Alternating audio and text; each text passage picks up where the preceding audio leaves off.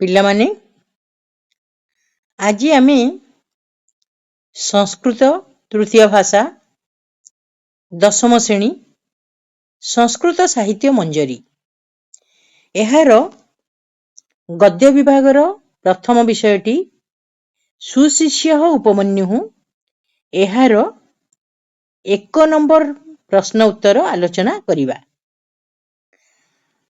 1 number ପ୍ରଶ୍ନ ଉତ୍ତରଟି ଆମର 5 mark ପାଇଁ ପଡ଼େ। ଏଇଟି ଆମର ନିଜ ଭାଷାରେ ପ୍ରାୟ 2 କିମ୍ବା 3ଟି ବାକ୍ୟରେ ଏହାର ଉତ୍ତର ଲେଖିବାକୁ ପଡ଼ିଥାଏ। ତାହେଲେ ଆମେ ଏବେ ଉତ୍ତର ଆଲୋଚନା କରିବା। ପ୍ରଥମ ପ୍ରଶ୍ନ କ'ଣ ରହିଛି ଦେଖିବା। ପ୍ରଥମ ପ୍ରଶ୍ନ ରହିଛି ଉପମନ୍ୟୁ କଥମ୍ ଗୁରବେ ସର୍ବମ୍ ଭୈକ୍ଷମ୍ ନିବେଦୟତ୍। ଅର୍ଥାତ୍ ଉପମନ୍ୟୁ କାହିଁକି ଗୁରୁଙ୍କୁ ସବୁ ଭିକ୍ଷା ଅର୍ପଣ କରୁଥିଲେ। ଉତ୍ତର ତାହେଲେ କ'ଣ କରିବା। 2 କିମ୍ବା 3 ବାକ୍ୟରେ ଦେଇଛି, ଆମେ ପ୍ରାୟତଃ 3ଟି ବାକ୍ୟରେ ଲେଖିବା ପାଇଁ ଚେଷ୍ଟା କରିବା। ଧୌମ୍ୟ ଋଷିଙ୍କର ଶିଷ୍ୟ ଉପମନ୍ୟୁ ଭିକ୍ଷା ଦ୍ୱାରା ଜୀବିକା ଅର୍ଜନ କରି ହୃଷ୍ଟପୃଷ୍ଟ ଥିଲେ। ଗୁରୁଙ୍କ ସମର୍ପଣ ଦ୍ରବ୍ୟ ବା ଭିକ୍ଷା ଲବ୍ଧ ପଦାର୍ଥ ଭୋଜନ କରିବା ଅନୁଚିତ, ଏହା ମତ ପ୍ରକାଶ ପରେ ଯାହା ଗୁରୁଙ୍କ ଦ୍ୱାରା କୁହାଗଲା, ଗୁରୁ ଭକ୍ତ ସୁଶିଷ୍ୟ ଉପମନ୍ୟୁ ଭିକ୍ଷାଲବ୍ଧ ସମସ୍ତ ଦ୍ରବ୍ୟ ଗୁରୁଙ୍କୁ ସମର୍ପଣ କଲେ।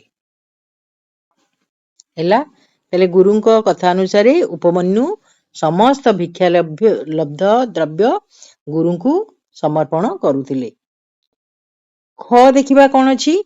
ନୈତତ୍ ନ୍ୟାୟମ୍ ଇତି ଗୁରୋଃ କଥନସ୍ୟ କଃ ଅଭିପ୍ରାୟଃ। ଏହାର ଓଡ଼ିଆ ଅର୍ଥ କ'ଣ। ଏହା ନ୍ୟାୟସଙ୍ଗତ ନୁହେଁ ବୋଲି ଗୁରୁଙ୍କ କହିବାର ଉଦ୍ଦେଶ୍ୟ କ'ଣ।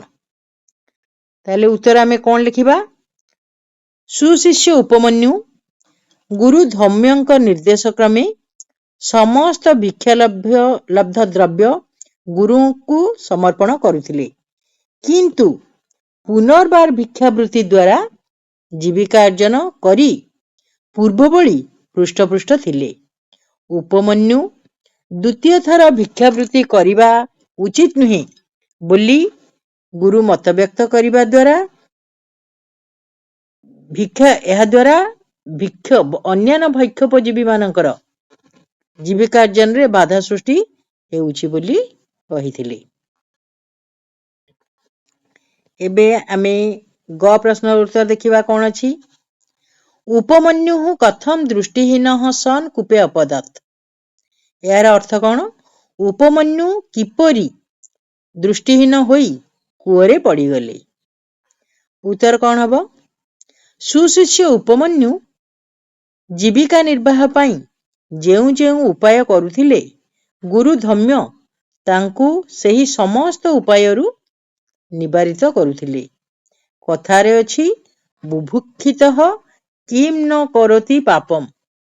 ଉପମନ୍ୟୁ ଏକଦା କ୍ଷୁଧା ଜ୍ୱାଳାରେ ଅରଖପତ୍ର ଗୁଡ଼ିକୁ ଖାଇ ଦୃଷ୍ଟିହୀନ ହୋଇଗଲେ, ଯାହାଦ୍ୱାରା ରାସ୍ତାରେ ଯାଉଥିବା ସମୟରେ ଗୋଟିଏ କୂଅ ମଧ୍ୟରେ ପଡ଼ିଗଲେ। ଉତ୍ତରଟି ପିଲାମାନେ ଏତିକି ତୁମେ ଲେଖିପାରିବ। ଘ ଦେଖ କ'ଣ ଅଛି। କେନ ଭାବେନ ଉପମନ୍ୟୁ ଚକ୍ଷୁର୍ଦ୍ୱୟମ୍ ପ୍ରାପ୍ତବାନ୍। ଅର୍ଥାତ୍ କିପରି ଭାବରେ ଉପମନ୍ୟୁ ଚକ୍ଷୁ ଦୁଇଟିକୁ ଲାଭ କଲେ। ତାହେଲେ ସୁଶିଷ୍ୟ ଉପମନ୍ୟୁ ଗୁରୁ ଧୌମ୍ୟଙ୍କ ନିର୍ଦ୍ଦେଶ କ୍ରମେ ଜୀବିକା ନିର୍ବାହ ପାଇଁ କୌଣସି ବୃତ୍ତିକୁ ଆପଣାର କରିପାରିଲେ ନାହିଁ। ଶେଷରେ କ୍ଷୁଧା ହେତୁ ଅରଖପତ୍ର ଖାଇ ଗୋଟିଏ କୂଅରେ ଅଜାଣତରେ ପଡ଼ିଗଲେ। ଗୁରୁ ଧୌମ୍ୟ ଏହି ସମସ୍ତ ବିଷୟ ଅବଗତ ହେବା ପରେ ଉପମନ୍ୟୁଙ୍କୁ ସ୍ୱର୍ଗ ବୈଦ୍ୟ ଅଶ୍ୱିନୀ କୁମାର ଦ୍ୱୟଙ୍କୁ ସ୍ତୁତି କରିବାକୁ ପରାମର୍ଶ ଦେଲେ। ତାଙ୍କ ସ୍ତୁତିରେ ବା ଗୁରୁ ଭକ୍ତିରେ ପ୍ରସନ୍ନ ହୋଇ ଅଶ୍ୱିନୀ କୁମାର ଦ୍ୱୟ ଉପମନ୍ୟୁକୁ ଗୋଟିଏ ପିଠା ଖାଇବାକୁ ଦେଲେ। ସେହି ପିଠାଟି ପ୍ରଥମେ ଉପମନ୍ୟୁ ମନା କଲେ, କିନ୍ତୁ ପରବର୍ତ୍ତୀ ସମୟରେ ତାଙ୍କ ଗୁରୁ ଭକ୍ତି ଦ୍ୱାରା ପିଠାଟି ଖାଇ ଦୁଇ ଚକ୍ଷୁ ଲାଭ କଲେ। ବୁଝିପାରିଲ? ପ୍ରଥମେ ଆଗ ଉପମନ୍ୟୁ ତାହା ଖାଇବେ ନାହିଁ ବୋଲି କହିଲେ। ଏହି କାରଣ ଥରେ ଭୁଲ କରିଥିବା ହେତୁରୁ ସେ ଅନ୍ଧ ହୋଇ କୂଅ ମଧ୍ୟରେ ପଡ଼ି ଯାଇଥିଲେ। କିନ୍ତୁ ତାଙ୍କର ଏହି ଗୁରୁ ଭକ୍ତିକୁ ଦେଖି ଅଶ୍ୱିନୀ କୁମାର ଦ୍ୱୟ ତାଙ୍କୁ ଚକ୍ଷୁଷ୍ମାନ କରିଥିଲେ। ଏବେ ଆମେ ପଢିବା ଉଅ। ଉଅରେ କ'ଣ ଅଛି? ଉଅରେ ଅଛି ପ୍ରୀତିମାନ ଉପାଧ୍ୟାୟ ଉପମନ୍ୟୁ କିମ୍ ଅବଦତ୍, ଅର୍ଥାତ୍ ପ୍ରୀତ ହୋଇ ବା ଖୁସି ହୋଇ ଉପାଧ୍ୟାୟ ଉପମନ୍ୟୁକୁ କ'ଣ କହିଲେ? ଗୁରୁ ଧୌମ୍ୟ ସୁଶିଷ୍ୟ ଉପମନ୍ୟୁ ଉପରେ ସନ୍ତୁଷ୍ଟ ହୋଇ କହିଲେ, ହେ ବତ୍ସ, ସ୍ୱର୍ଗବୈଦ୍ୟ ଅଶ୍ୱିନୀ କୁମାର ଦୁଇ ଜଣ ଯେପରି କହିଲେ ତୁମର ସେପରି ମଙ୍ଗଳ ହେବ। ସମସ୍ତ ବେଦ ଓ ସବୁ ଧର୍ମଶାସ୍ତ୍ରରେ ତୁମେ ପାରଙ୍ଗମ ହେବ। ତୁମେ ସର୍ବଶାସ୍ତ୍ରଜ୍ଞ ହେବ।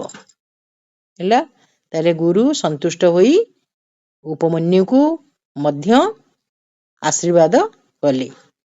ତାହେଲେ ପିଲାମାନେ, ଆଜି ଆମେ ମୁଖ୍ୟତଃ 1 ନମ୍ବର ପ୍ରଶ୍ନର ଉତ୍ତର କଲେ, ଯୋଉଟା କି 5 ମାର୍କ ଲେଖେ ଆମକୁ ମିଳିବ। ତୁମେମାନେ ମଧ୍ୟ ଏକୁ ଆହୁରି ଭଲ ଭାବରେ ଲେଖିପାରିବ, ସୁନ୍ଦର ସାହିତ୍ୟ ଶବ୍ଦ ଯୋଡ଼ିକି। ତଥାପି ଆଜି ଆମେ ଯେତିକି ଆଲୋଚନା କଲେ, ତୁମେ ତାକୁ ଆଉ ଥରେ ବହି ଦେଖିକି ପଢ଼ ଏବଂ ତାକୁ ଟିକେ ଲେଖ, ତାହେଲେ ତୁମର ତାହା ଅଭ୍ୟାସ ହୋଇଯିବ। ତାହେଲେ 1 ନମ୍ବର କ୍ୱେଶ୍ଚିନ୍ ଗୁଡ଼ିକ ତ ଆମେ ପ୍ରାୟ ପାଇଯାଉଛେ, କିନ୍ତୁ ଲଙ୍ଗ କ୍ୱେଶ୍ଚିନ୍ ଗୁଡ଼ିକ ଆମକୁ ଲେଖିବା ପାଇଁ ଟିକେ ଦରକାର। ତାହେଲେ ସେଥିପାଇଁ ଏଇଠି ତୁମ ପାଇଁ ଆଲୋଚନା କରାଗଲା। ତାହେଲେ ବର୍ତ୍ତମାନ ସମସ୍ତେ ଏଇଠି ରହିବା। ସମସ୍ତଙ୍କୁ ଧନ୍ୟବାଦ। ଏବେ ଯଦି ପିଲାମାନେ ତୁମକୁ ଭିଡ଼ିଓଟି ଭଲ ଲାଗୁଥାଏ, ତାହେଲେ ନିଶ୍ଚୟ ଗୋଟେ ଲାଇକ୍ କରିବ ଏବଂ ତୁମ ସାଙ୍ଗସାଥିମାନଙ୍କ ପାଇଁ ସେୟାର କରିବ ଓ ସବସ୍କ୍ରାଇବ୍ ମଧ୍ୟ କରିନେବ। ଧନ୍ୟବାଦ।